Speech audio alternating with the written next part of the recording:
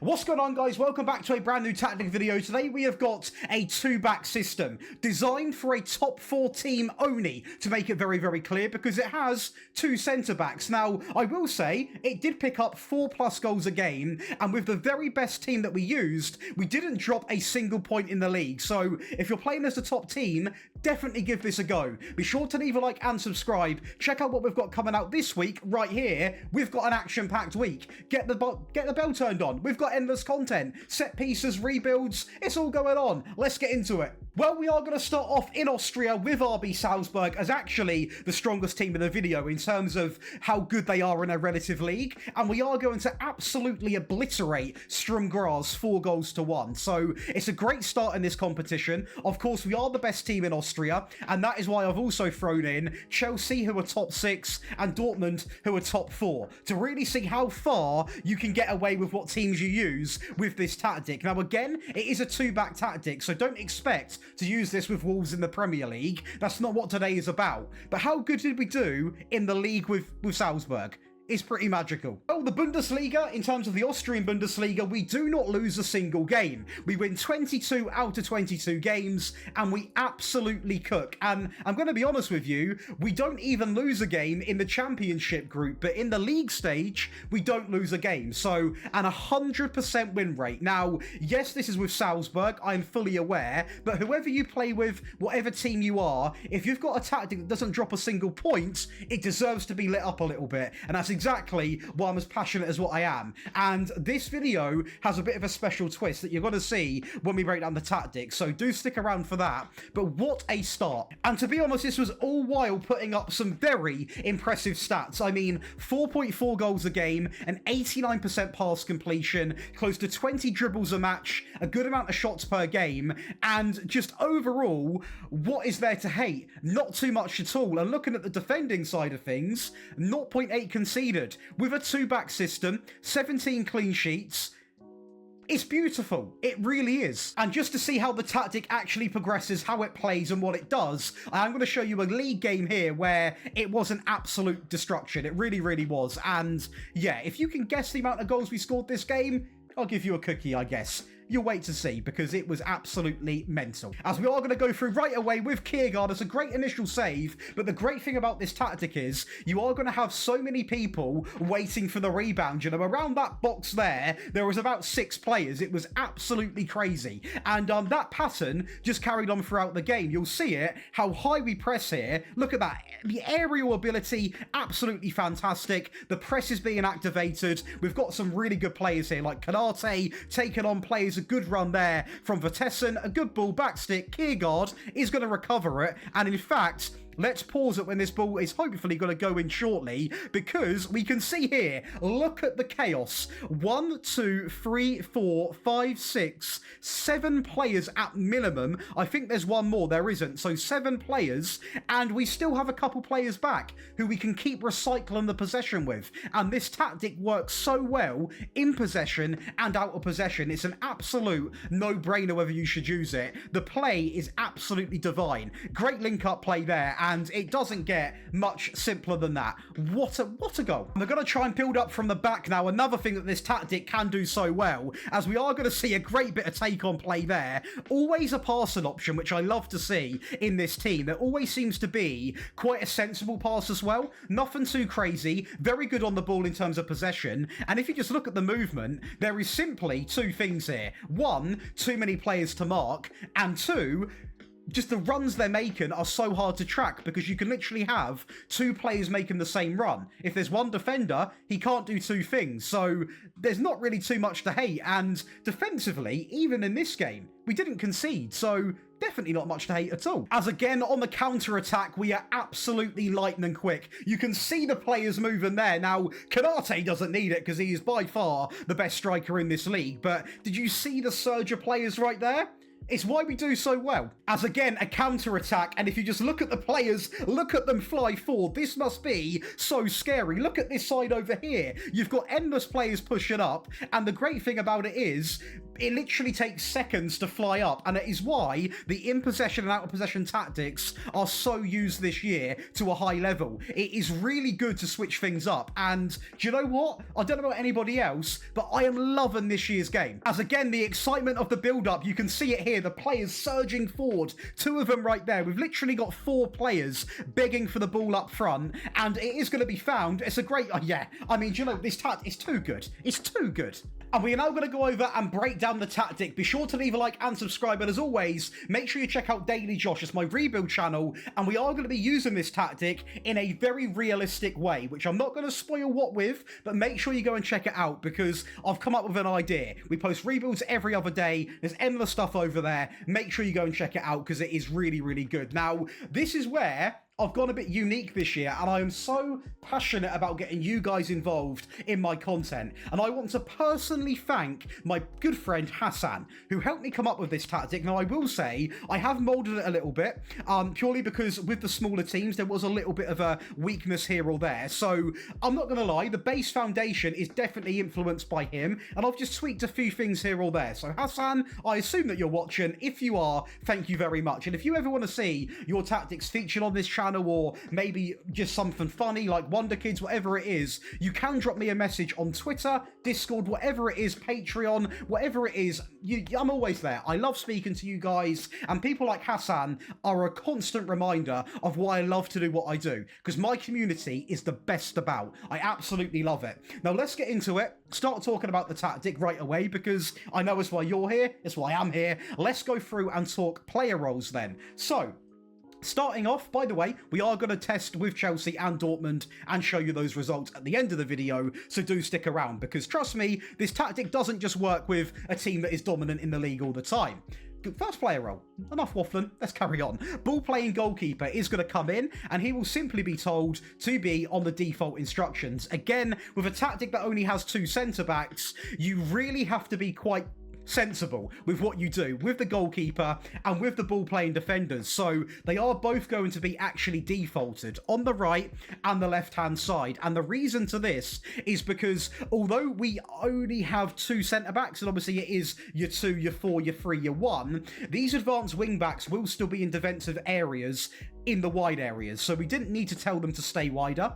And also, if we do that, if you imagine this centre-back's here, this centre-back's here, we're not using a half-back, so there's got to be space in the middle, so you don't really win playing that way at all, which is why we have kept it exactly like that. Now, going over to other things, like the advanced wing-backs, we are going to have them on some custom instructions. Cross from the byline, and also run wide with the ball for in possession. And when it comes to out of possession, we are going to leave them on the default. Now, I can't really stress what these players mean in this system because it is simply so important. If you don't have good attacking wing backs, you're not gonna yield some of the results that I've got because they are so important. Now, just as the inside forwards are important, these players will contribute so much to your attacks, and if you don't have good players, you are not gonna get the same results. So please make sure you've got decent, if not good, attacking wing backs. Going over to the midfield, on the right hand side,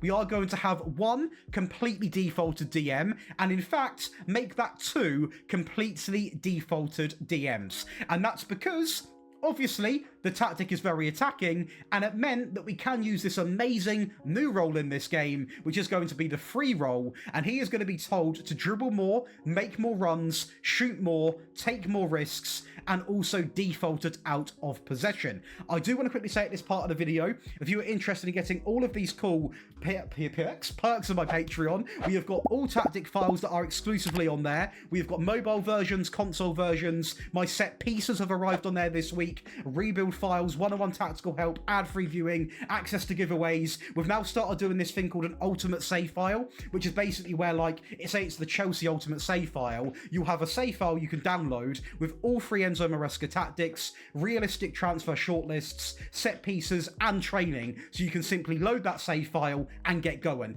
Avoid all of that boring stuff that takes up your valuable time. I'll spend the time doing it, you go and have some fun. But let's go back to the rest of this tactic where we are going going to go on the left-hand side with an inside forward. Now, again, as I stress about the importance of the advanced wing-backs, the same stress is going to be put onto these wide players. So on the left-hand side, he'll be told to make more runs, take more risks, cut inside, and simply more often and tackle harder.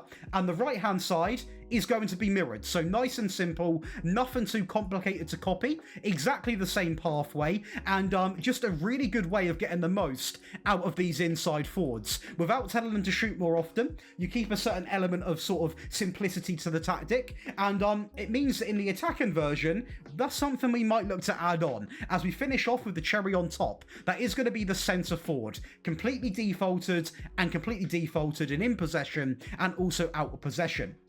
Now, because we are playing on the default version of the tactic, we are essentially going to defend, well, it is in a 4-2-3-1. So what happens here is, to be honest, it is just the back two wing backs. They drop back, they are still quite aggressive, they are playing as the pressing fullbacks, and they will have the same roles. So super simple, we don't need to click on the player profiles.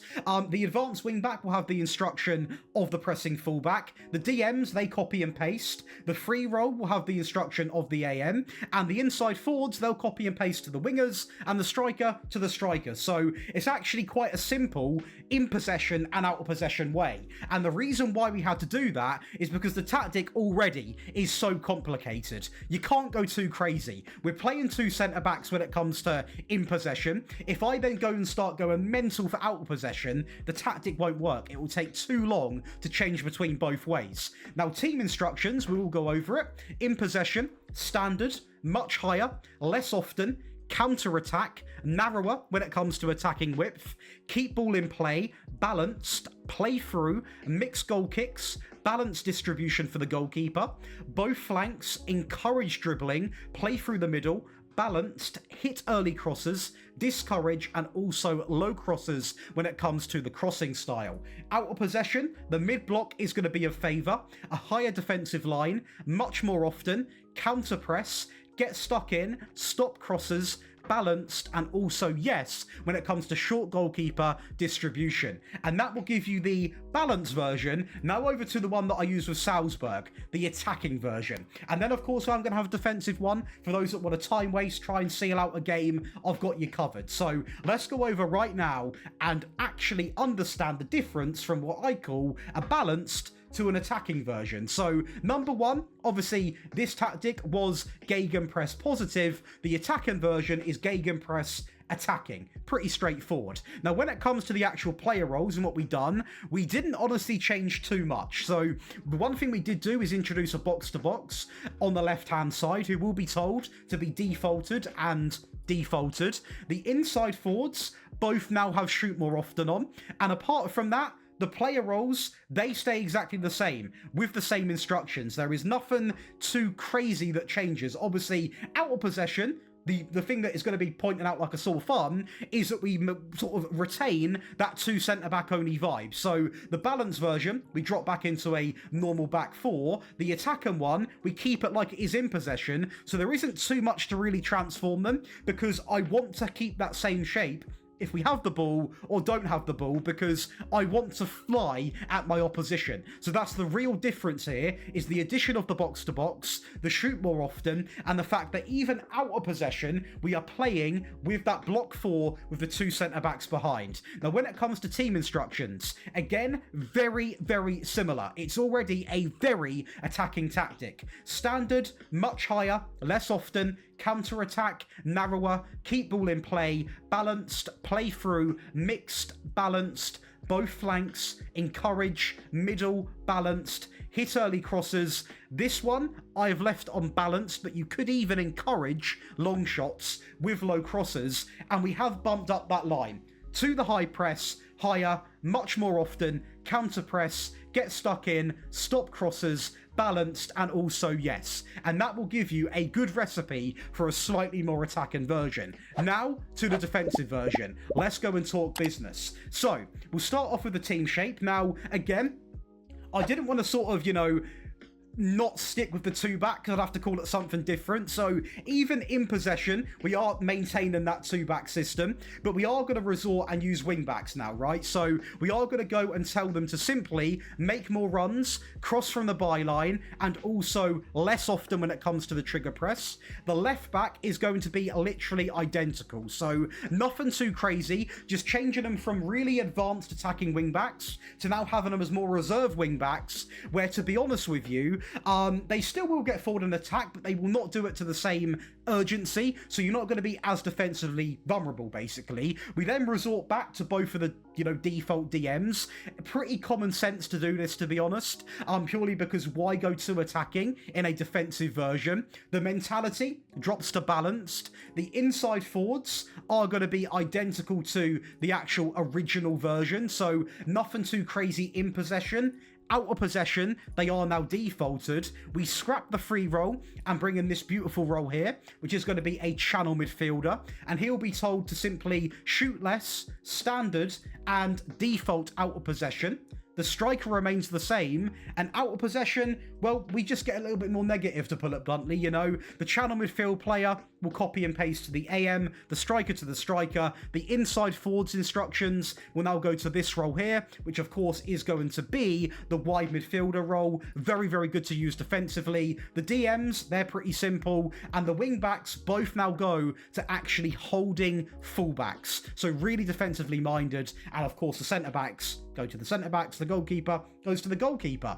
Now, team instructions, let's go and talk business. In possession, this is where I kept it still very, very attacking, because this tactic is not designed to be that defensive, okay? You're still going to be that team that go crazy, but there are things that I did sort of consider. So the passing directness remains on standard. The tempo, I still want a high tempo. Less often, counter attack, narrower, keep ball in play, balanced, play through, mixed, balanced, both flanks, encourage, middle, balanced, hit early crosses, because this team is definitely now going to be more counter-attacking, discourage, and also low crosses. And out of possession, we are going to stick with what we had in that default version. So even the defensive version is very attacking, because this tactic is not designed to be a Mourinho or a Harambal tactic. It is an attacking beast. So let's go and see what it done with Chelsea and Dortmund. Will it flop, or will it come on top?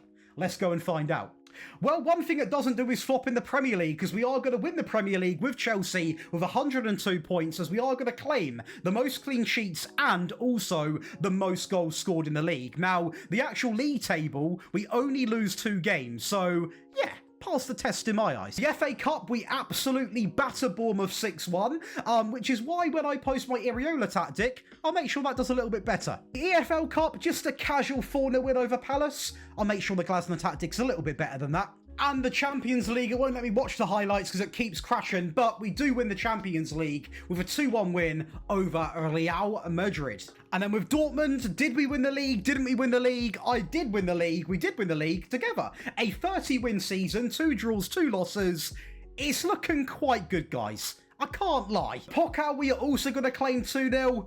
I mean, come on. And I think it's safe to say that wherever we went with the teams that are realistic to use with the system, we've done very, very well. And again, a big thank you to Hassan and a big thank you to everybody that watches the videos. And if you ever want to get involved in my content, whether it be tactics or rebuilds or whatever it is, please do let me know. Send me a message on Discord, Twitter, Instagram, stuff like that. Whatever it is, I will always respond. So if you have enjoyed, be sure to leave a like and subscribe. Make sure you go and check out the Patreon, by the way, because we are now posted, like 11 pieces of content in 7 days over there in terms of file format. So make sure you go and check it out, because you guys are eating good over there at the minute, and I'll see you in the next one.